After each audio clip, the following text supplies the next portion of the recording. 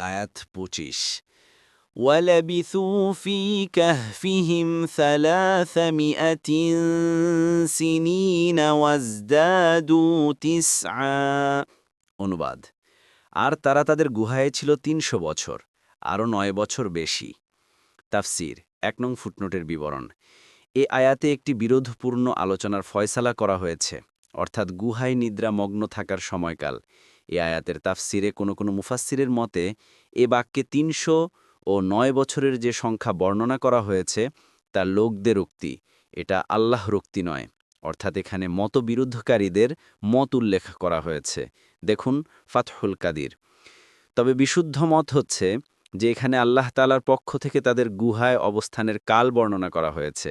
সে হিসেবে এই আয়াতে বলে দেয়া হয়েছে যে এই সময়কাল ৩০৯ বছর। এখন কাহিনীর শুরুতে ফদরবনা আলা আযানিহিম ফিল কাহফি সিনিনা আদাদা বলে যে বিষয়টি সংক্ষেপে বলা হয়েছিল, এখানে যেন তাই বর্ণনা করে দেয়া হলো। ইবনে কাসির।